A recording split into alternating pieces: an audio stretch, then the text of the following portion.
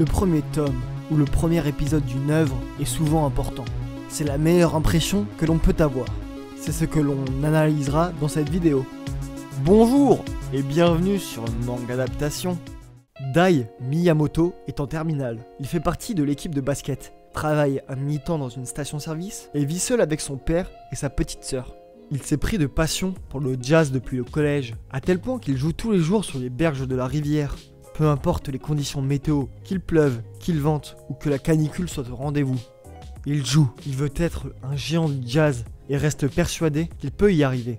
Seulement pour cela, il va devoir se confronter à la réalité, entre les explications aux amis, les premières représentations chaotiques et les rencontres diverses. La détermination de Dai va être mise à rude épreuve. Ce concerto est de Ishizuka Shinichi chez Glénat. Ce manga ressemble beaucoup à un shonen sportif. Déjà dans les codes, où Dai souhaite devenir le meilleur jazzman, il le veut à tout prix, comme si c'était un sportif.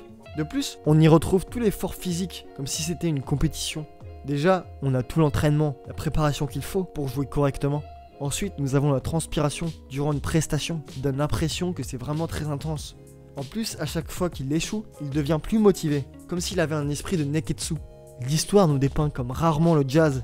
Déjà par le prix qui nous montre une passion hors de prix qu'il faut s'investir pour en faire. On suit ensuite cette histoire à travers des passionnés et des novices de cette musique, mais aussi l'image vieillotte, mais on nous la rajeunit. Quand un personnage en joue, c'est comme si on arrêtait le temps, comme si on captait l'instant présent. Mais en même temps on ressent un rythme effréné de ce style musical unique. On retrouve aussi des interviews flash-forward sur Dai, comme s'il avait marqué l'histoire. En soi, un manga sur la musique, sans la musique, mais c'est bien. Karen et Hikari ont fait la promesse, lorsqu'elles étaient petites, de se tenir sur la scène Starlight que tout le monde admire, mais elles furent malheureusement séparées. Les années passèrent, les jeunes filles ont maintenant 16 ans, et malgré leur distance, toutes les deux n'ont pas oublié leur promesse. Un jour, Karen apprend le transfert de son amie d'enfance. C'est maintenant que commence l'aventure de nos deux adolescentes qui ont pour but de se tenir sur la scène Starlight, un animé du studio Kinema Circus. On est parti sur un animé de danse, de chant, de dramaturgie, en gros sur du spectacle vivant. On suit des amis d'enfance qui rêvent d'être des stars, des idoles, et qui sont dans une école spécialisée. Classique quoi. En plus le rythme est assez basé sur la parlotte et sur le rythme de la vie, ce qui résulte en un récit calme et plein de joie de vivre, grâce à des personnages extrêmement motivés par leur passion. On peut assister à des étirements avant de danser, mais aussi à des essais de théâtre tout en essayant d'avoir le premier rôle.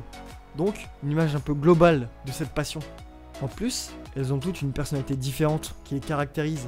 Mais ça reste bien cliché quand même, hein. On va pas se mentir. Hein. Le rythme lent, avec un étalonnage réaliste, rend le récit assez rébarbatif.